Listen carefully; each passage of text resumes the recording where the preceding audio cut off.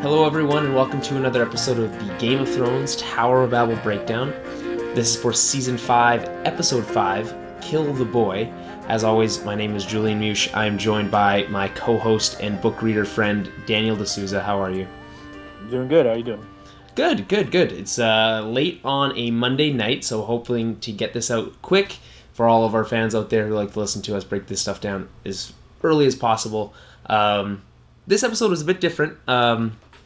I would say is more conventional style television than it was what we're used to in Game of Thrones. Very much like it was bookended by two parts, and then the middle was pretty much very centered in one area, talking about the same things and the same topics about the same people, just from different perspectives, which is why it's very unusual for Game of Thrones. I'm not sure if I'm actually sold on how they did this. I think it might actually make our job a lot harder, at least for a full length podcast like we're usually used to, just because it seemed to deal with less things. There's less things to break down when they're all talking about the same topics, just with different people. You know what I mean? Like we're not going to break down every sentence, so it's just 13. Listen, this isn't Game of Thrones sentence breakdown cast. Okay, this is rough. Not your best work there. Honestly, Dan, I think every time I start recording one of these episodes, I think, man, I can't wait to butcher some sort of terrible joke. You got a good streak going right now. So yeah, man, if there's a drinking game for that one, then people are drunk. Whew. So let's get into it. We'll start in, I guess, I want to start with everything in Marine, and we'll start with everything with Dany, deal with all that. We'll go into the North stuff, and then we'll end with the Tyrion and Jorrah stuff. How's that sound? That makes sense. Okay. So in Marine, we have Grey Worm is not dead, confirmed. We weren't sure for sure last week, but now we know. Sir Barristan, dead for sure. We do know. Unfortunately, he is dead. Yeah, that does suck. Yeah. Book readers are still pissed about it. Everyone else is still kind of like, I was only just barely getting to know the guy. It starts with a scene with Missandei sitting next to pretty much a hospital scene. Nothing happens. Then we we have Dany being upset that Sir Barristan's dead. So we're to see dead bodies. Yeah. See dead bodies without the stones over the eyes. Is that only for noble people, or is that only a Westeros thing? It's for people of Faith of the Seven. So Barristan should have had it, but that was I don't know. They just got his body there. That wasn't his funeral. Oh, okay. All right. He did seem prepared though. It was. He was kind of the focal point of the room. I don't know. Yeah. I don't know what her plan is. Okay. She's angry at this point, so she's not really thinking about that kind of stuff. Well, it's not for her to think about that kind of stuff anyway. She's not the funeral director or something of I think dragons. She's closest he has to next of kin at this point. I guess.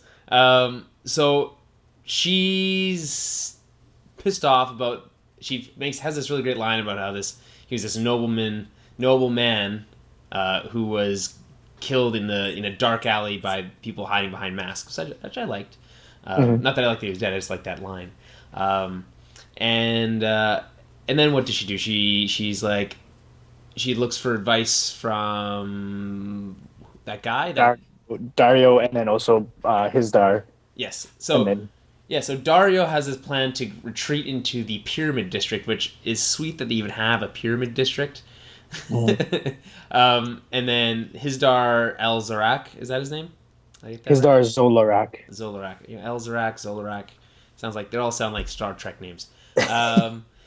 So they're both kind of like, okay. So Dario's preaching, hold up in their fortress, and then kind of sweep the city. Yeah, systematically, district by district, just wipe them out. Okay, and then what's Hizdar's suggestion at this portion of the episode? I don't think he really makes a suggestion. I think he just says he's sorry for her loss, and he's just there at the wrong place, wrong time, right? So Dany's upset, and she decides she's going to gather all the heads of the major families. Mm-hmm. So is that how that works in Marine? There's houses similar to there is in Westeros, except They're just sort of. So when she took Marine, they were called the Wise Masters. They were just the slave masters. So they're the most prominent houses. They controlled the slave trade and most of any trade in that city, really. Okay. So his daughter was also one of he's the head of the major family now after she killed his father. Like, she crucified his father along the way. Right, right. I remember that. He brought the body and said he wanted proper burial. Right. Okay. Yes. So we get a sweet scene where they're in her dragon den in the basement, and pretty much making them walk the plank, the heads of these houses. Trying to, I guess, what is she trying to do here? Just set an example, say that you can't get away with this kind of stuff. I guess it's sort of punishment because she knows, to some capacity, at least one of them some of them are involved in the Sons of the Harpy. Like, that's their backing. They just won't admit to it. Yeah. So maybe part of her is trying to get one of them to confess, and maybe she just wants to make someone hurt. Fair enough. Yeah, it's a little bit of both. A little column A, a little column B. Yeah, two birds, one stone. Or one man, two dragons. So I don't know if that works the same way. No, it does not. The saying doesn't work, but it is a good segue to the fact that she's. I think Dany here is actually a little concerned. She doesn't really know what's going to happen because last time she was down there, she wasn't really sure what was going to happen. So she's like, okay, well, she hopes that one of them are hungry, I guess. So forces them forward, and one of them ends up being lit on fire. And yeah, like she chooses one to push into, like, I guess a couple feet more forward, which is where dragons eat. I don't know. Yeah, and then so they light him on fire and then rip him in half to share. Now, it was really sweet Jurassic Park scene. The Lost World. Is that what? Oh, right. Remember in the Lost World, the Jeep scene where the guy gets ripped in half with two T-Rexes? That's in. Oh, right. Actually, I do remember that. Yes, but Lost World. Yeah, that was in the second. You know, no one really talks about the second one. You know what? Go back and rewatch it. It's not bad. It's not as bad as people remember. The first one's for sure the best, and the second one is second place. The third one, I like that. What's his name gets a prominent role in it. Malcolm. Yeah. Jeff Goldblum. Yeah. What's he be doing these days? He should get a role on Game of Thrones. You know. Anyway, back to the episode. So she whatever. Dragon. Then we cut away. At that point, we go to the north, but we're going to stick to Marine. Okay. Of course, Dany makes a cute line about you don't want to overfeed them, which is funny. And then, so I think at this point her plan is sort of to, like, day by day do the same thing until one of them confesses, or she gets some sort of. Yeah, but what if none of them do and she just kills them all? And then she's back to square one. Pretty much, it's a short-sighted plan. But what else is she gonna do? I guess she was. And then, yeah, no, she didn't have really any. She doesn't. She was kind of stuck between a rock and a hard place. Or the Sons of the Harpy keep escalating the violence. And she can't really escalate back without, creating an uproar in the city, right? So she had to do something, and this is what she came up with. So we'll stay in Marine. So we get another scene with Grey Worm and Missandei, and I just can't care. I just can't bring myself to care. There's no point to any of that. We've talked about this so many times, and I'm going to keep bringing it up until they give us a reason to care. They never gave us a reason to care. Why do we care about Grey Worm? Why do we care about Missandei?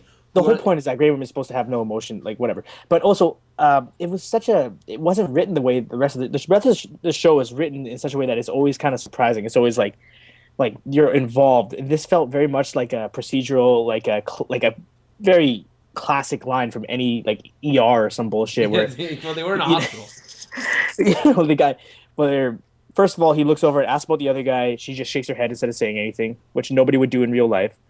And then, no, you don't do that. That's a terrible way to answer someone's question, especially when they're asking if their friend died. Yeah, I guess. Were we supposed to assume that they were friends? I don't know if. That's whatever. Okay. And then afterwards, the again. Classic. I wasn't scared for my life. I was just scared that I would never see you again. And then a kissing scene, like straight out of a romantic comedy. It just felt like that because this whole storyline between the two of them is so rushed, and they're like making it up as they go along, and it's very much on the back burner. Like it's not, nobody cares about it, and they know that, but they have to do it to make these characters a little bit more interesting. It's just they probably took a few shortcuts there, Yeah, it was painfully bad. Yeah, I remember sitting there saying out loud, "I don't care." And I was waiting for the scene to end, essentially. Yeah. But then we get another scene with Missandei. She's apparently left Grey Worm to heal, and Dany is looking for advice. It's kind of a weird scene. I remember thinking about it, even though I was still I'm gonna be honest with everyone, and I was really sleepy when I watched this episode last night. Sleepy. I watched it at 2 a.m., which was also a mistake. But I did it anyway because I knew I had to watch it because I wasn't getting guilty because I had to. I had to do it, so it's fine. I'm a little hazy on some of the details, but that's why we do this so we can catch up. Everyone can catch up, right? So the scene was weird because she's like, it reminded me. You know what it reminded me of? It reminded me of like a BioWare RPG. The way she like. That's a great way to put it. Oh my god. The way she posed the question was like, if you were the main character and you were talking and you had to make some major decision about the life and death of your party. So she just chose the neutral one on the conversation wheel, right? Yeah, it wasn't red, it wasn't blue. She just chose neutral. And like... Yeah, and it was like, do I burn everyone alive, or do I B, let them just murder everyone? And they both terrible options. Or C, Missandei's option, the creative third option. You find the option no one else could think of. You're right, but yes, it's a it's a dialogue option wheel that she went with Grey. So, or she just pressed like square to skip it, and that was like the neutral one that they just throw in as the creators. Yeah. So then we get this weird scene where I didn't know what to expect, really. So she goes down and sees Hizdar. Is that his name? Again, Hizdar, right? Yes. And he's been locked up. He's in jail. He's in the doghouse. and she's like, I've come up with an option, and I'm going to marry one of she's going to marry one of the heads of the houses in Meereen to like as a show of good faith. Is that kind of what it is? It's sort of like a way to consolidate her power, because she's still at this point an outsider. Yeah. Should she marry in, just like the way marriages work in Westeros, like we've noticed, or we've seen in the show recently, that marriage plans kind of change the game more so than the wars, right? So if she marries into it, it would be like Sansa marrying Ramsay. It would consolidate their power in the north. So it would mean that she's accepted into their culture, I guess, in Meereen. But if her ultimate plan is to go over and retake Westeros, right? Well, I mean, I guess it is, but she's not really focused on or even talking about that at this point, right? She wants to prove that she can be a ruler of this one place before she's a ruler of 7 kingdoms. I guess, but by marrying... Okay, let's skip to the end where she says she's going to marry Hizdar, which is, again, very surprising. It's a very odd choice for her. And he looks... I love how, like, confused he is on... Like, his face is like, like he doesn't even believe it's happening. Anyway, so if she marries him, she kind of like her chances of using that tactic in the future, unless he dies, becomes, she's playing that card. You know what I mean? Yes. Well, also, and she mentioned that she was going to reopen the fighting pits, which is what he had been trying to get her to do for however long, because that's part of their culture that everyone looks forward to, slave and master alike, right? Yeah. So she's doing this, and I guess the reason that she'd be accepted in their culture is that their children would be of both, right? Yeah. But so she's placating. Like, the thing that doesn't make sense about this is that she's really just giving in to the Sons of the Harpy. I know. Okay. She's not even fighting back. She's just placating them. She's just giving them exactly what they wanted. I remember thinking. Okay, thank you for reminding me of that. That very key part that I forgot was that she is reopening the fighting pits, with the caveat that it's only, willing participants, blah, blah, blah. Whatever. Yeah, no slaves. But I mean, again, like they've said earlier, it's like these people are slaves in all but name. Like there's a lot of poor people that would have no choice, and there are rich people that would pay them to do this. So it's not a huge change. Yeah. So I'm just thinking, man, you're gonna reopen the fighting pits. This fucking season started with her saying she's not gonna reopen the fighting pits. This is now the 5th episode, and now she's just gonna go ahead and do it. You know how much time we could have saved if we just skipped to this part where less people would have been burnt to death and eaten. We would have had less people with their heads chopped off. What you can take away from this is hopefully Daenerys is at least confident enough to like make her own decision. She's not indecisive anymore, right? I guess. Hopefully her dragons come back. I don't know. Has she decisively made the right decision here? Is the question. I think. Well, it's not even about right or wrong. It's about her being the one to make the decision and sticking with her plan. Like Missandei told her, like it's just you're making the decision, right? Yeah. So she's gonna Yeah. believe in herself, have confidence in her own decision, and move forward, and don't even think about the haters. Yeah. No. No haters. So, does that cover everything in Marine? Is that? Yeah, I think so. I mean, people, yourself included, are understandably frustrated and bored with Dany's story. Like, she's, again, stagnant. This classic season 2.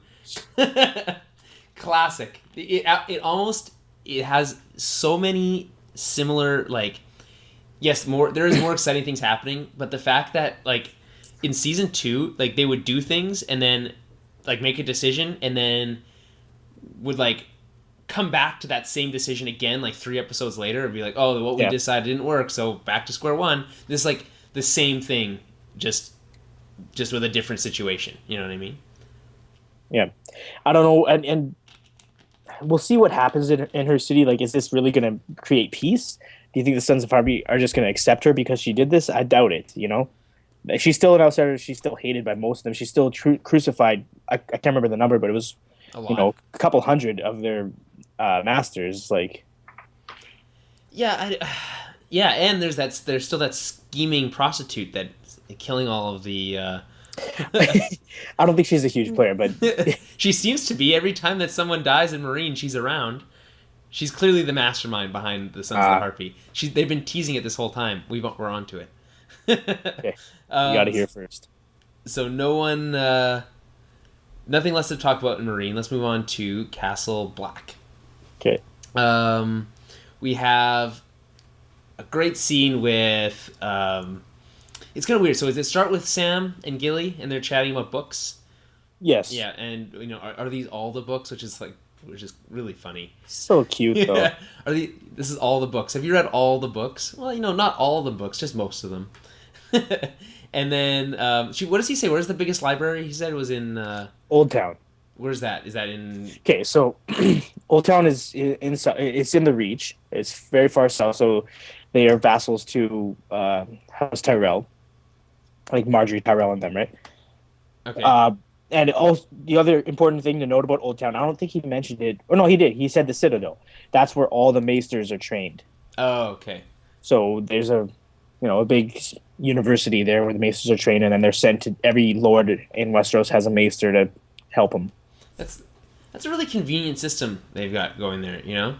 For every lord there's a maester, and there's a whole school for them. Like, and do they get assigned? Are they like a? Pretty much, yeah. They're at the school as long as they want to be, because they can, they forge links on their chain, right? You remember in I think it was season 1, Maester Lewin from Winterfell was talking to Bran about the different links of the chain. So like, the gold link symbolizes he's good at math and counting numbers and figures and that kind of stuff. And then the silver is something else. There's an iron one for like, I can't remember what they're all for. It doesn't matter. And then there's a link that's Valyrian steel, which means they study the higher powers, so like magic and blood magic and that kind of stuff. So cool. They can stay as long as they want, but a lot of them get sent off to serve a lord when they feel like they're ready. Cool. And okay, then Stannis comes down. No. Stannis comes down. What does he have to say? I just remember Gilly running away. Yeah, Gilly ran away right away. And Stannis kind of just wanted to talk to Sam about the White Walkers, about what's coming, right? And it's like, also he talks about Sam's father, Randall, who is one of the best soldiers in Westeros. I really like Stannis respects him as a, they're rivals, but they're both great strategicians, right? Yeah. And then strategists. No,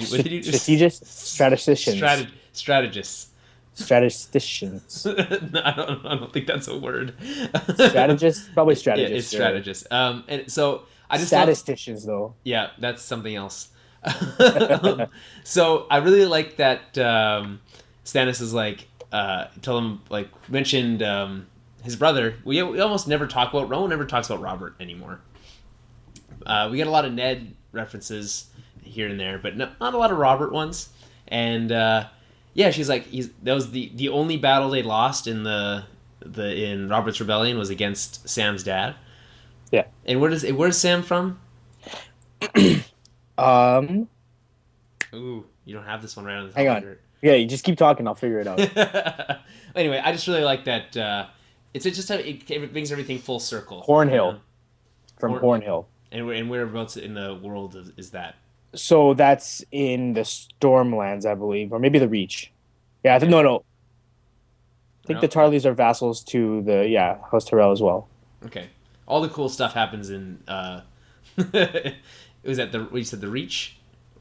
Yeah, the Reach is one of those areas that we haven't really been to at all in the show yet. No, and it has a cool name, which so it's weird that we haven't gone there, but it doesn't really matter what the capital is. If we ever go there on the map, it'll just say Reach, and then... Oh, that was so annoying. I hate it so much. They're still doing that with Dorne, by the way. We didn't mention that, but you just got to get over it. You just have to accept that that's what's going to happen. I'm hoping at least that once they actually go to Sunspear, they'll call it Sunspear. You know that's not going to happen, right? That's you can't. Ridiculous to me. I feel like they're never really gonna. It's just never gonna be that clear that that's the name of the place. You know. Also, Sunspear doesn't have like that ringing name for a city like Winterfell or King's Landing. I don't think King's Landing really has that. Or Highgarden. We haven't been there yet, but yeah. I don't know.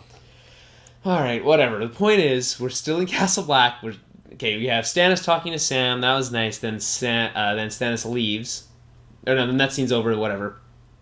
Didn't like it though. I just like this. Stannis is like going around just talking to people, just like a regular dude, and he isn't just slumming around his Dragonstone. Yeah, what I like about it is like he's not one of the people that just counts Sam off. You know, like he says, "Keep reading, Master Tarly," or something along those lines, because that's Sam's greatest asset is his intelligence and how he reads these books and absorbs the knowledge and can use it. Yeah. Right.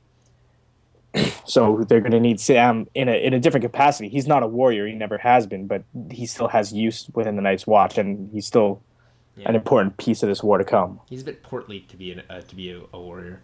Then we have a scene with John and so Meister Aemon and Sam are hanging out. They get a letter about Dany, right?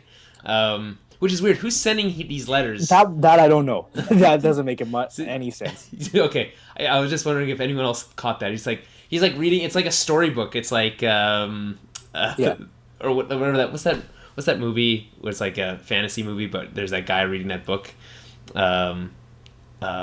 Story. What? No. Yes, yeah, that movie. That's exactly. But that's not the one I'm thinking of. Princess Bride. Okay, yeah. And actually, I'll bring this back to Game of Thrones for a sec. There's a really funny Princess Bride Game of Thrones mashup that is really, really, really funny. And it's like, you know how it cuts back and forth between him reading the book and like the actual story that he's reading to him. Yeah. So they use those like little cuts of like him reading the book and like they're making it look like he's reading Game of Thrones to this like this young boy, and it's really, really, really funny. I would encourage anyone to go check that out. And then we get a nice little callback to anyone who forgot that Maester Aemon is a Targaryen, and that he's old. We get a couple. That's a callback. No. Just a reminders that he's a Targaryen. There's only one other one, and that's Dany, and he feels bad for her, I guess, and that he's probably gonna die soon. I think that's where we can pretty much take that away from that. It just kind of he feels that he's dying. And then, he's what, like 100 years old? He's something along those lines. He's very elderly. So wait, if Maester Aemon dies, do they get a new Maester? Yeah. Okay. They would need it. Well, what would happen is if Maester Aemon dies, they would let the Citadel know in Old Town, and they would either choose somebody or organize for a new Maester to be sent there. Huh. Okay. Cool. But he would also have to take the Black. Yeah. Duh. Maester. It seems like the Maester has he's kind of like independent power in the not at Castle Black. Everywhere else, yes, but at Castle Black he would still he would have to take the Black. He would have to be a brother of the Night's Watch and then become a Maester, but a combination of both, not one or the other. Okay, that's cool. And then we have a nice scene with Jon and Maester Aemon, which we get the title of the episode here. I was not sure what that meant last week. I was like, kill the boy. It's a and is this a very famous line from the book? It's very big in John's story. I was kind of like I almost wanted it earlier, like the episode where he took Janos Slynt's head. Yeah. Was called High Sparrow because the High Sparrow had one scene in it, and it was the introduction of his character. Yeah. But really could have been called Kill the Boy because that was John making one of those. Like that's the type of decision he has to make. Yeah, but you can't call it Kill the Boy unless you say the line. I know, but they could have that line could have been in that episode too. But anyways, that's a huge part of John's command. Once he becomes Lord Commander, that's Maester Aemon tells him that, and like I couldn't tell you how many passages in the book John's like kill the boy, like just singing in his own head. Oh, really? To try to like make the right decision. I feel like a lot of things that happens around John is just like are catchphrases that just like that are spoken to him that become famous. Like you know nothing, kill the boy. There's probably others that I don't know of or can't remember. But those are two major ones. Those are the two biggest ones in John's stuff. And they're both like just spoken to him. It seems like that's pretty funny. Although I still do, man, the way that they cut between, and this goes back to our last week's conversation about the theory, the Jon Snow theory. The way they cut between Sam and Maester, I want to say Master, it's Maester Aemon, talking about how Dany's the only surviving Targaryen, right? Mm-hmm. And then Jon walks in the fucking door the next second. It's just like, I just feel like they're just there's a reason they did that way, you know? If it definitely adds to that. You know? I'm worried that the showrunners are really just fucking with everybody, you know? Like they're putting too much of that in there so that everybody gets their hopes up. You're trying to do like, you're trying to overthink it, you know, like you can't overthink it, man. Just let it happen. Let it wash over you. Like a shower. I don't. What else washes over you? Sunlight. Sure. Okay. Anyway. God, what else? Am I missing anything with the Jon and Maester Aemon stuff?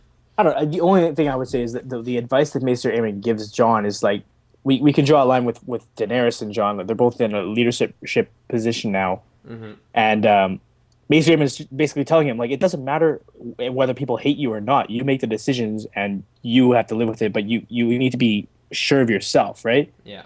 And that's advice that probably would have helped Daenerys at some point. And Missandei, not in the same way, but kind of told her like it's up to you. Yeah. You're the one who's in charge. You're the one who's going to make the decision. So you are the one who's going to live with it.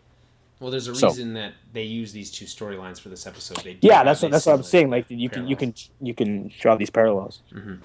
So now we find out what Jon's plan is. He's kind of hinting at it with Aemon, but now his plan is he's going to meet with Tormund Giantsbane. That's his full name, right? Mm-hmm. It's Giantsbane, because I couldn't remember, but then it came to me and then I wasn't sure. It sounded a little over the top. And then and he's going to pretty much propose the same deal that he offered Mance. That it's pretty much the same deal. Am I missing anything? The only difference is Stannis is the one who offered the deal to Mance, not Jon. Okay, yeah, but now Jon has the authority. So Jon's offering the same deal, but he doesn't require that Tormund kneels. Yeah. And he doesn't require that the Wildlings join Stannis' army. He's just giving them land. Okay. And he wants them close to the wall for when... Yes. Okay. Makes sense. So Tormund, being the more reasonable of the two between him and Mance, he agrees, but with one condition, that Jon has to come with him north of the wall to where? They said that the remaining Wildlings that were able to escape would meet at Hardhome, which is... Sounds like a lovely place. Yeah. It's essentially like a little fishing village. It's on the coast, on the eastern side of the wall there. Okay, so it's north of the wall on the eastern shore. It's sort of like a little bay, like it's Hudson's Bay. It's on Hudson's Bay. Okay. Call it the Bay of Seals or something like that, but it looks almost identical. Okay, so their plan is they have to get there. He says that they could get there in a week, which again doesn't mean anything in the show. For all we know, that could take 2 seasons for them to get there, or Well, episode I and have a a feeling it's gonna be a lot quicker than that. I'm pretty sure episode 8 is called Hard Home. half. We're gonna see something from them at some point. Okay. Um, I say Dum Dum Dum. I wrote that into my show notes with him having to go with him, because anytime you have to go north of the wall, your chances of running into a White Walker, obviously increase exponentially. Yes. It's very dangerous north of the wall, right? And John's been John's been relatively safe in that castle, like I said, relatively speaking. But now he has to go out. I'm wondering how many men he's going to take with him. How much do we really trust Tormund? A lot of these things, and we find out that he offers him ships to get them, not I guess around the wall is the idea. Well, I think the way it works is they have to go to Eastwatch by the Sea, which is the furthest east of the forts of the night of the wall, and then they're going to take the ships across the bay from there rather than ride around it. Okay, so they're not going to go on the northern side. They're not going to go north of the wall. They're going to go down. No, the they wall are going to go north of the wall. They're Why going would- east first and then north. Wouldn't it make more sense if there is a castle called Eastwatch that's like right there to just go along the southern side of the wall, which is a safer route? That's what they're doing, So that's what they are doing, and then they're gonna going from- north of the wall after that. which isn't, but not very far. It's not. It's a little hop and skip from Eastwatch. No, to- it's a sizable bay. Like the reason they're going that far is because the bay is big enough that it makes sense to cut across with a boat rather than ride there, right? Okay, So it's okay. a decent size. Because my impression I got was that, and I don't know why I got this, is that they would leave Castle Black. Although I don't know if they leave Castle Black anymore. Or do they collapse the tunnel, right? Can they even leave that way? I think there are other tunnels, but either way, they can ride on top of the wall as well to get there. It's large on the wall side. Well, they didn't make it seem like it's. We've been to the top of the wall. I don't think it's big enough for a Yeah. horse. They really didn't, but the show is different. But in the books, I think what they describe it as something like you'd be able to ride four abreast on horseback with room to spare along the wall. Huh. Yeah, it's not that big in the show. Remember, we were there earlier this season with Stannis had that conversation with Jon up there for showmanship essentially. He didn't have to be up there, but he was. And there's not that room. It's big enough for like you could walk with four people next to each other maybe, and one Maybe. person might be almost falling off. Well, with most things, they've kind of dumbed everything down for the show. Like, nice. Okay, so that's Jon's plan.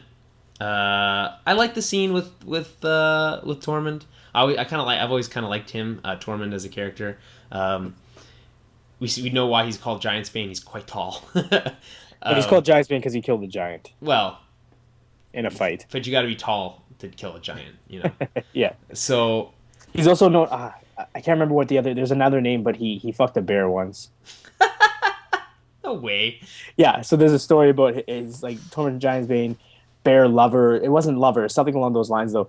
And he fucked a bear one time. Okay. Okay. That doesn't need. I feel like they're gonna leave that out of the show. Something tells me. Most likely. So then Jon has to go tell everyone at Nice Watch his plan. His men, yeah. Yeah, and they're obviously not very happy about it. Even that one guy who said, "I'll follow you anywhere, except for this one thing." Dolorous Ed. Is that what? His name is Dolorous Ed Tullett. How do you remember these things? I can't not. So, and he's upset because he reminds us of those two people that we liked from last season that got killed in the Pip and Grin. Yeah. Oh, Pip. And then even Ollie, the little boy, he's really upset about it. He's like, he can't even wrap his mind around it. He's too young. He's like, you're just tricking them, right? You're gonna, and he's like, no tricks this time. And he's really upset about it. You can't help but feel for the guy. He did see his parents murdered in front of him. Yeah, that makes sense. And the entire Night's Watch has kind of been bred to hate wildlings and to kill wildlings. They're not going to change overnight, Yeah, that's true. But when you, as a viewer and in the show, as somebody who had seen White Walkers, they know what the real enemy is, and they understand the practicality of Jon's plan at least, or hopefully some they of them can. do. I guess he'll take the ones that do. Yeah. So again, we're also led to believe that the gift is fairly empty lately. Lately, there's a bunch of empty towns and villages. No one's really farming the land there. Is that what we're led to believe? Sort of. There were farmers, and then they've been driven away by wildling raids, right? Okay. That's what they say in the show. The gift is an area of land that was given to the Night's Watch by the queen or king at some point, a Targaryen. Yeah. So it's a land that they don't pay homage to Winterfell or the North. They pay their taxes to the Night's Watch. Oh, okay. So they live off the land, they farm, they support their families, and then they pay a certain amount to the Night's Watch, just like they would to their own lord or taxes. Yeah. Yeah, essentially. So, but death and taxes. A lot of it's kind of empty right now. So, John, it makes sense to put the wildlings there, give them land. This is what they wanted, anyways. They just want to be on the other side of the wall. Yeah, I just feel like once you give them that land, they're just, you know what I mean? It's like, give them an inch, they'll take a mile. You know That's the other thing, because part of that, the taxes being paid to the Night's Watch, you can see a lot of wildlings, skipping their taxes. Taxes? They're not going to... Because it requires that they kneel or pay homage, right? Okay, especially to the Night's Watch, that'd be a little tough for them to swallow. But John was prepared for this. This is the whole conversation he had with Maester Aemon. Just, kill the boy, grow up, accept that people aren't going to like you, and just do it anyway. Mm-hmm. And then we get a scene where Stannis finally decides to leave. We've been waiting for this since for half the season already. Yep. Hey, he's finally fed up with waiting around, and we're fed up with watching him wait around. So he packs up his army, and we get a really, really awesome scene, shot of him leaving Castle Black out along the wall, which most episodes would have capped off the episode, because that's a fairly majestic image, but not in this one. No, sirree, Bob. Is there anything else we want to mention about Jon and the Night's Watch? There's another little scene with Davos kind of telling Stannis that they're not ready yet, but it's not super important. It's just Stannis is on the attack. He's heading straight for Winterfell. Davos wants for him to wait till Jon gets back with the ships and potentially with allies, right? The Wildlings could join them. But Stannis is like, no, now's the time, because every episode that they spend waiting at the wall, the Boltons get stronger. And the Winters gets closer. And winter is for sure within the season, winter will actually come finally. Well, there's a couple key scenes where you notice that it's getting more wintry all the time. Yeah, there's snow. There were callbacks to older to first season stuff where it was green and with grass and stuff, and now it's snowy and not green anymore.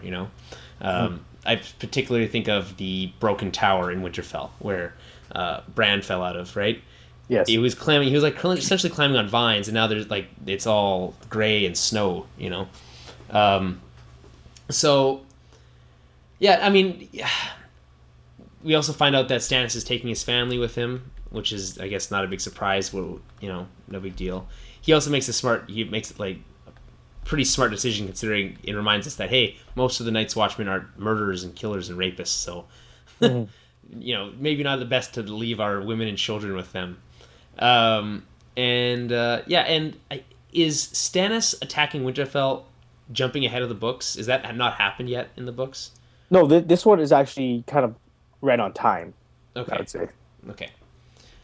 I remember seeing something on Twitter about someone complaining about getting ahead of the books or something like that. So I suppose it is closer to the end of the fifth book, but they do arrive at Winterfell closer, around the end of the fifth book. Okay. So this is just halfway through the fifth season. Does the outcome of whatever happens there happen at the end of the fifth book? No. So that will be new to me. Okay. When that happens. I think that's what people are getting at then. So let's move to Winterfell, since we're talking about it anyway. Okay. We needed a scene to remind us about Ramsay's craziness and how there's other things that people in his life except for his dad. So we get one of those. It's not that very good of a scene. It just felt so unnecessary. Did we need this scene? Well, it's one of those things, why do we care about his relationship with this girl?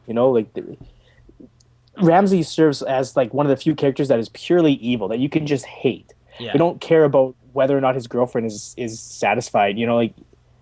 They're adding these weird relationships that are unnecessary to the character. Yeah. So We Miranda, don't need she's more the we don't need more dimensions for Ramsay yeah. because he's just an Well, evil I dickhead. mean, to be fair, giving dimensions to an evil dickhead does make it more interesting, but And I don't know if not this made it more interesting. It definitely didn't make him more likable. It definitely no. didn't humanize him in any way. So I don't know what purpose it served. We already we didn't learn anything new about him in that scene. I guess it was more for her than for him Yeah. to So remind people that she was alive. yeah, that she's the kennel someone's daughter, the The Kennel kennel. Master's daughter. Okay, and apparently they didn't have one of those at Winterfell before, so that they needed to bring one from wherever they come from. Well, they did, but Theon killed them. Oh, okay. Oh, obviously. So, um, whatever, sex position, blah blah blah. Move on. Then we get a scene with Brienne and Podrick. I remember seeing it started with Podrick like walking into a door. I'm like, where the heck is he? I'm like, Yeah, they don't do a great job of explaining that. They're in what's called the Winter Town. Is a town outside of Winterfell, but they pay homage to Winterfell. And when it gets to actual winter, the people from Winter Town will go into Winterfell and will be housed there. oh, that doesn't really. Excuse me, I'm yawning. Ugh. That doesn't really make. This doesn't seem like there's enough room No. in Winterfell for a whole town to fit in there. Gotta But it buckle makes up. sense, I guess, if you get everyone really close together, you could like in winter that might help like conserve wood and like all that kind of stuff that you need. Okay, so they're in an inn in Wintertown, but they don't ever say that, but whatever. And okay, so I'm really concerned with Brienne's lack of tact. And she's like, "Hey, random guy, did you know Ned Stark?" "Why, yes, ma'am, I did." "Well, that's nifty because I happen to know his daughter is in that castle." "Well, that's super duper. What can I do for you?" "Well, if she ever needs help, why don't you pass along that message to her?" "Okay, I don't know who you are, but that sure sounds great." That's pretty much the extent of her plan. Yeah, I think it's that's not very well thought out. Especially because, like, okay, I guess you have to assume that Brienne understands that the Northerners hate the Boltons and that they're all, yeah, but still. I don't fully understand that because I get that most of them would because of the whole murder at the wedding thing, which is a faux pas, to say the least, right? And they really like the Starks, I guess. We're supposed to presume that most of them like the Starks. Yeah, they're all loyal to the Starks. They've always loved the Starks. Okay. But the Boltons were one of the families in the north, and who had lesser houses like with them, right? So there's some people out there who don't hate the Boltons, Yes. right? Okay, because he has an army of some. Although some they people. kind of rule through fear more than anything else. Okay, so she understands that everyone in the north somehow, even though, okay, this bugs me because if the Boltons move into Winterfell, you'd assume that people that are loyal to them would probably be nearby, right? Yep. So it seems like a really risky move to just blurt that out to a random stranger. Yeah. And not only that, a guy working at the inn, why would you expect that he would have connections to What anyone? What are you accomplishing by doing this? But it worked, so I guess good for her. We see that old lady from that 2 episodes ago that I really liked, who said "The North remembers," which is like their slogan now. And she comes in and tells her that if she ever needs help, to light a candle in the highest, at the top of the broken tower, which is again the one that Bran falls out of, right? Surprised that in their rebuilding of Winterfell they didn't fix that tower, but whatever. Would a candle be bright enough for that to really work? Is my question. Not only that, she's kind of always in trouble. Yeah, I mean, like if Brienne wants to rescue her, she doesn't really need to ask Sansa's permission. Well, no, she did. Remember, I guess that's it's true. Different now. It's different now. She's not with Littlefinger anymore. She's in a much worse position. And is Brienne's plan to just wait outside until she sees a candle light up? I guess. Does she think that she can see it from her hotel room? I guess it's a whole lot of nothing. I mean, it's not that it's a whole lot of nothing because it's cool that she's like really nearby. I like that. She could pounce at a moment's notice, but it just seems like her plan, and this has been true of a lot of her plans this whole season. Like she needs to go about things a little bit more gracefully.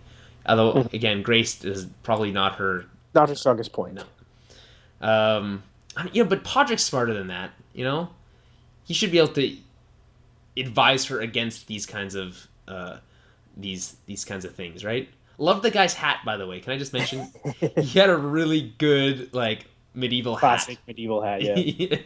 And you're like, is that like the early makings of a toque? He just needs like a little. They are in the north. Yeah, toques. He just needs a little like puff at the top. What are those things called? I call them puffs, but they have an actual name. And whatever. I call them poofs. So okay, Bran and Pod, cool. Then Sansa meets Miranda. She's at what, the tree, the weirwood tree, right? No, she's at the Broken Tower. Oh, the Broken Tower. It feels like it's the same place, but they're right next to each other or something. But maybe I'm wrong. Anyway, So she's looking at the Broken Tower because she was just told to light a candle there if she needs to. And she's like thinking about the logistics of how she could get there. Presumably thinking about like how she might do that if she actually were in trouble. And then it's a really tense scene. I actually kind of really like it because it's so tense. We know what Miranda thinks because of the scene with Ramsay. She doesn't like her. She's threatened by her, rightly so. And then they have this. Yeah, there's this moment where she's saying really nice things about how like your dress, really nice stitching. Oh, your mom taught you to do that. Blah blah blah. Then she's like holding her arm and like staring at her wrist. Yeah, just getting very close. You just can't help but think like she had her like a knife. She could just like cut her wrist or something. Like and you just worry for Sansa. It just feels like the walls are trying to like kill her there, even though it's her own home. It just feels like she could trip and die easily. Mm-hmm.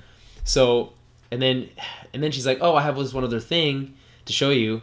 And she takes her to the kennels, which I think is a nice little thing. If you're paying attention, where they mention that she's the kennel master's daughter twice. And they take her to the kennels. And at the very end, you have Reek, Theon. And this really cool it's so long since last time. When was the last time you heard Sansa say Theon? It's been a while. It was just kind of cool to hear her say it again. She's obviously not very happy to see him. We're also reminded, not right now, but later on in this episode, that everyone thinks that he killed Bran and Rickon. No one knows that they're alive except for... Does Jon know they're alive? No. No, they never saw him, right? Sam met them, and then Theon knows, but other than that, the world thinks they're dead. Yeah, okay. But wait, no, hold on. Hold the bus, Gus. Didn't the Boltons send that guy to kill... I'm confused. To kill Bran and Rickon last season? Yeah, because the Boltons are the only ones who know that they're still alive. So the Boltons know they're still alive? Yeah, well... I guess, yeah, because Theon told Ramsay. That's what happened. I remember he was torturing Theon, and that's how he got that information. Right, okay, so that's how he knows that... Okay. Okay. Now, everyone's caught up? Good. Okay, so... Then we get another really tense scene, but not in the same tense you feel for her life kind of way, but more of a tense, you can't believe that this guy's being this fucking crazy kind of way. At dinner, where it's with Ramsay, Sansa, Roose, and his wife. I don't remember her name. I think it's Walda. I think someone was reading. I was like, everyone calls her Fat Walda, which is kind of which is funny. So then he brings out. We also get another scene with Theon and Ramsay, but that's not as important. It's kind of more of just reminding us the power he holds. Relationship, what the power dynamic is, which is obviously very awesome, pretty obvious. Brings him out, and it's so awkward. Makes him apologize for killing her brothers, right? Which is again really super awkward. And then even Sansa's like, "Why are you doing this? Stop!" She doesn't say stop, but why are you doing this? Yeah, and it's kind of unclear why he just likes to fuck with people. He's just messing around. Okay. Yeah. He likes to torture people on any level, and he's torturing Theon and Sansa a little bit for no reason. Mm-hmm.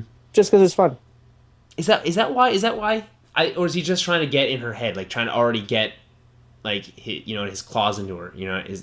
Or am I just reading too much into it? Is he just such a fucking dickwad that he's just trying to piss her off? Yeah, I think it's more the latter because he doesn't really gain anything. Like it's not like she's gonna.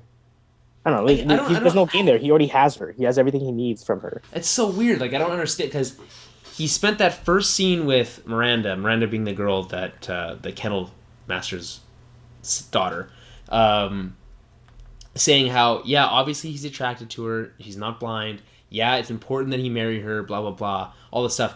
Nothing that screams I'm gonna be a fucking crazy person. And jeopardize this whole thing.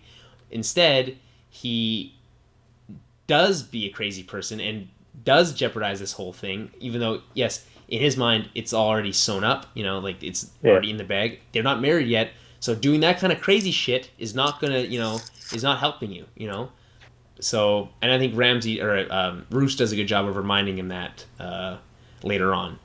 Anything else you want to say about the dinner scene? Not really. I didn't really need it there. Like we said earlier, I don't really understand why Ramsay's doing it other than just to fuck around. I feel like they spent a lot of time in the North with Ramsay and with Roose, and they're characters that we don't really need to see more of other than when they're making an important power play, when they're affecting one of the main characters. You know what I mean? Yeah, yeah. So this was just him kind of messing with Sansa, messing with Theon, and it doesn't change either of their opinions of him, and it doesn't change him as a character, and it doesn't move the story along. So I don't know. I'm at a loss. Other than that, Roose is pregnant and Ramsay gets to, he feels threatened by the new baby. Yeah. Okay. So we find that's the big takeaway there, right? That we find out that Roose is pregnant, or sorry, his wife is pregnant with what they are like 95% sure is a boy, which again is weird. There's no way to know that. No way to know that. But maybe that's just Roose fucking with his son. And trying to keep him in line a little. Remember your place. You might be, I might have given you my name, but if I have an actual child, it doesn't, they'll have more, authority than you would. So, and presumably would be less crazy, because it'd be hard to be more. Then I like the scene afterwards where you have Roose and Ramsay talking. He kind of Ramsay's being he's just on he's riding a dicky vibe this episode where he's calling out his dad for having a fat wife, like how did you have sex with her, real. And then Roose reminds you, and Chesley tells him, you embarrassed yourself at dinner, you're embarrassing yourself now, and he cuts pretty much straight to the chase and says that don't worry about my unborn child, I gave you my name, don't worry about it, I guess, kind of. Either way, it's a cool scene. Again, it's important to show the power dynamics between these characters. We always think that Ramsay has so much, he can do whatever he wants, but Roose is still there to kind of keep him in line to some degree, He's the only one who can. Yeah, I mean, without Roose, Ramsay would be out of control, I think. Even more of a monster, yeah. Yeah. It also reminds us that they know that Stannis has an army and is coming down. And they're making preparations for that. Yeah. Again, I'm not entirely sure. It's not clear. We don't get a good sense of how many men either of those two guys have. Although you do kind of get a better sense when Stannis is leaving. I'm pretty sure Stannis has the numbers at this point, but okay, but he doesn't have a castle also. No. So, but are they done fixing up the castle? It would seem to me that they're still in that reconstruction phase. Yeah, sort of. It's still a formidable castle, though. Yeah, I guess. I mean, unless you can fly, it'd be tough to get in there. I mean, that's the thing. It's there's nothing around Winterfell. It's just empty plains, right? Yeah. So unless you have a lot of good siege equipment and stuff, there's just nothing you can do. Mm-hmm. Okay, so let's move on. Okay. Anything we have to say about the stuff in the north before we move to Jorrah and Tyrion? No. Jorrah and Tyrion are still on the boat. Apparently he just woke up from being knocked out, which I thought was kind of weird. But he gathers that they're heading towards Old Valeria. And I did some reading on Old Valeria recently. And turns out Valeria is where Daenerys's like ancestry is from. Valyria was this like ancient empire that was run by these dragon riders, and was pretty huge for a long time. But then this thing called the Doom of Valyria came, and it's as the the guys at EW said is very reminiscent of the Pompeii and the volcano that destroyed Pompeii. But again, it's not entirely clear what happened in the Doom, but we do see the ruins of Old Valeria. So, Dana, can you maybe explain the Doom of Valyria a little bit better? The Targaryens are one of the lesser families from Valyria. The Valyria was a country of dragon lords. They were essentially like, look at it as like the Atlantis of this world. So they were the peak of technological and cultural advancement, right? They were and science too. Like they had alchemy, they had all this cool stuff, and they were the best. And they ruled the world. They built all the roads in Essos, like the Roman Empire, sort of, right? And then this huge cataclysmic event happened, and it's very vague as to what happened. It sounds sort of like an earthquake / tsunami, like, and all these volcanoes explode and all that stuff, and just wiped it off the map, right? So it's Atlantis sinking into the seas. What happened to Valyria, essentially? Yeah. And then the whole thing is that nobody sails those waters anymore because they're superstitious, because there's demons and ghosts and foul things, right? Okay. Which is why Jorrah is going that way, because there would be no pirates. But okay, my question is, when they left on the boat, where were they leaving from? Well, he captured Tyrion in Volantis. Okay, so does going through Valyria, is that make geographical sense? It actually does. It would be the most direct route to go across the water that way. It's just no one's ever done it before. Well, like no one has ever come back. Like people who have sailed into Valyria have never come back. Okay, so for any okay, all right. So it just seems like a risky move, by Jorrah, and it doesn't seem fully thought out. I mean, I know he's kind of depressed. I do like the whole story of the Doom of Valyria thing. I really like how they brought it to life on the screen with this like almost like Aztec, like overgrown. Yeah, the architecture empire. was really cool. You could see that it was decrepit, but at one point it was the peak of civilization. Yeah, Tyrion made comments like, "Are we ever gonna make? When are we ever gonna be able to make cities like this again?" And then they both know this little like poem sort of thing about Valyria. Yes, there's this well-known poem. Is it like one of those songs that everyone sings about the Doom? And so the idea is that I did some reading about the Doom of Valyria, in that the Targaryens, one of them had like this like precognitive dream that if something was bad was going to happen, and convinced her family to leave Valyria. Yes, with their three dragons is what they had. And moved to Dragonstone. That's where Stannis was at one time, right? Yes. Well, the whole thing with Valyria, much like again the Roman Empire, is a good comparison to make. Is like they're centered in Rome, and then they expand, and they kind of take over that whole half of Essos, just like the Roman Empire took over most of Europe, right? Yeah. So there's all the free cities like Bravos, Volantis, Mir, all of them. They're all remnants of Valyria. They're called the free cities because they were parts of the Valyrian Empire that were quote unquote free, but still paid homage to the Empire. Yeah. And then Dragonstone was the furthest west that the Valyrian Empire stretched, and the Targaryens were the family that stayed on Dragonstone, and therefore they were the only family that survived, the only dragon lords that survived the Doom, because they were so far removed. So, wait, if the Roman Empire existed, the Valyrian Empire existed all through Essos, why did the Doom somehow did the Doom wipe out all the dragon people? Would they not have been in... Valyria was like the Roman Senate. That's where all the power was. That's where all the dragon lords resided. Oh, okay. Right? That's why I said all those other places are called the free cities, because they were ruled by a combination of, lesser Valyrian families without dragons, or, remnants of their former civilization that had been co-opted into the Valyrian Empire. Okay, that makes sense. So the Targaryens are really the only dragon lords, and I can't remember exactly the history, but something happened that brought all the dragon lords back to Valyria proper right before the Doom, and the Targaryens didn't participate in that. They were off on their own because of that vision, like you mentioned. Okay, and really the Doom is what set everything in motion for where we are in today's world, right?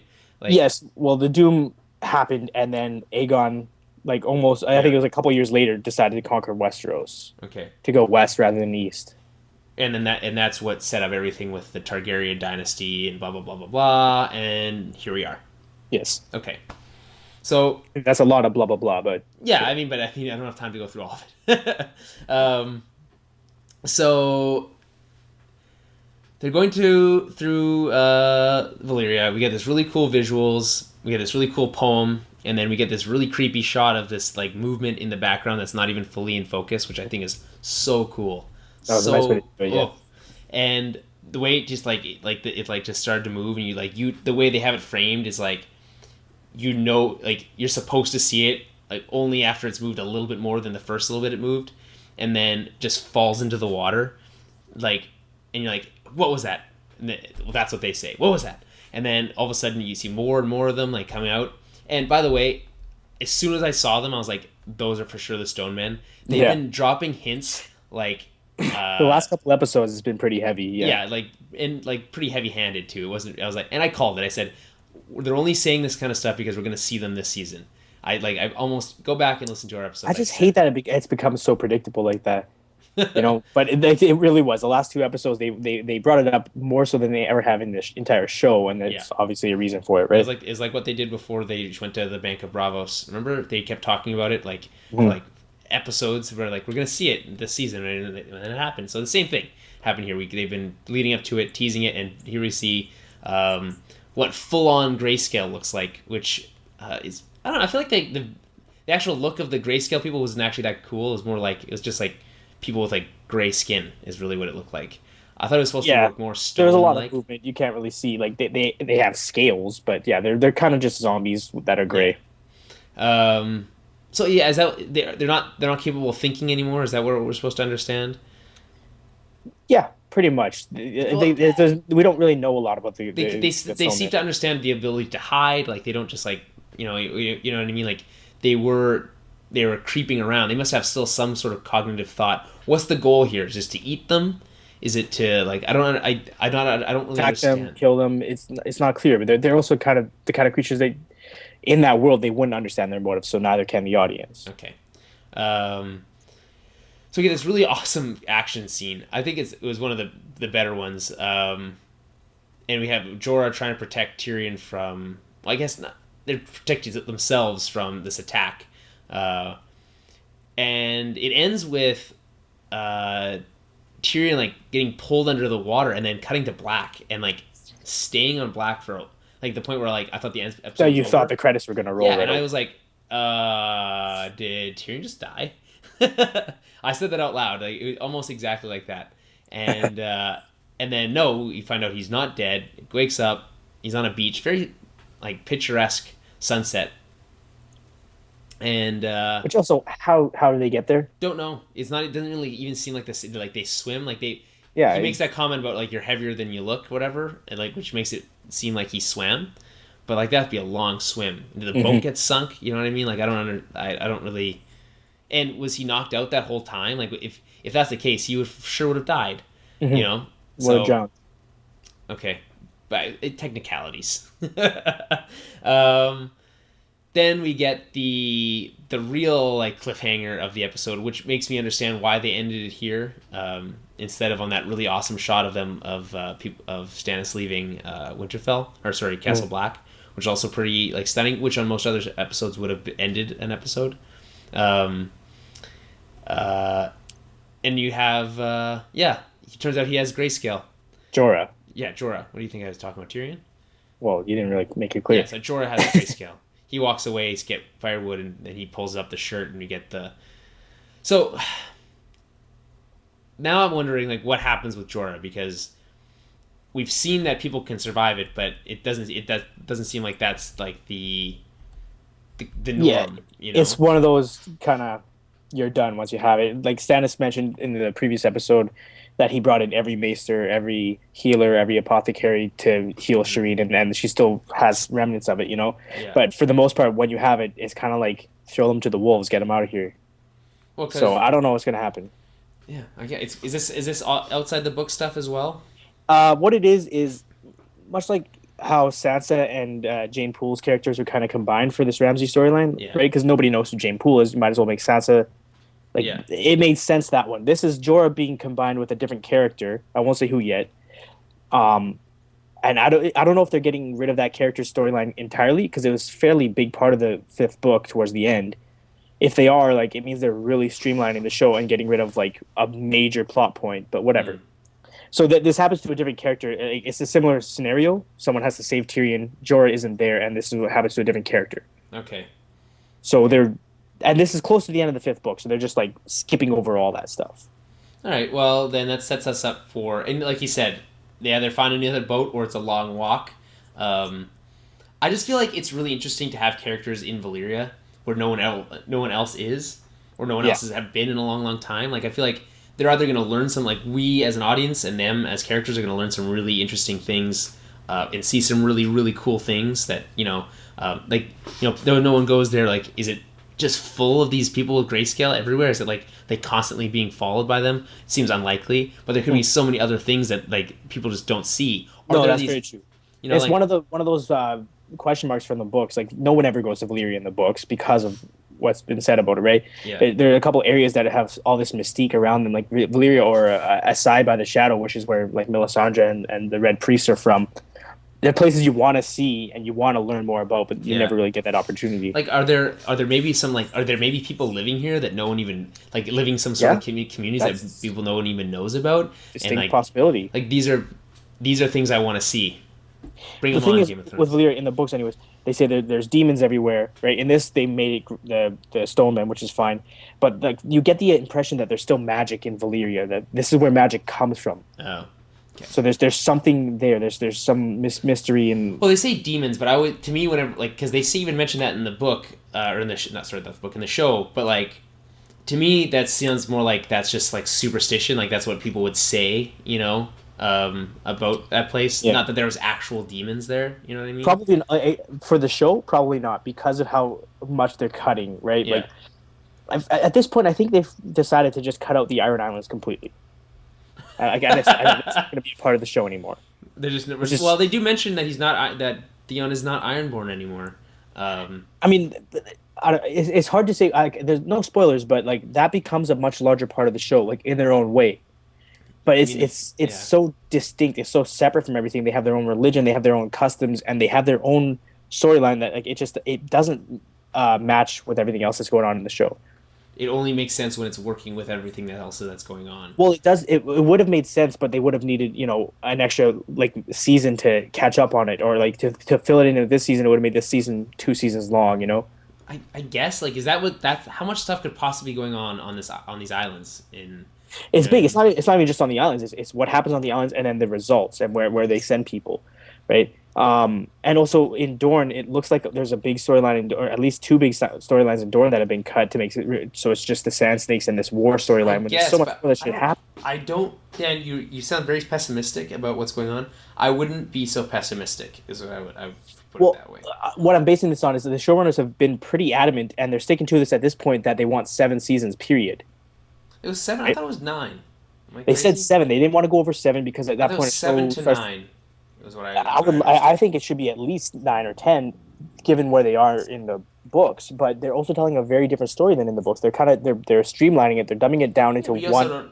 You don't know how far the story goes either. You mean you've only seen a piece of the. All I know is that there are at least 2 more books, and the books have been getting progressively longer.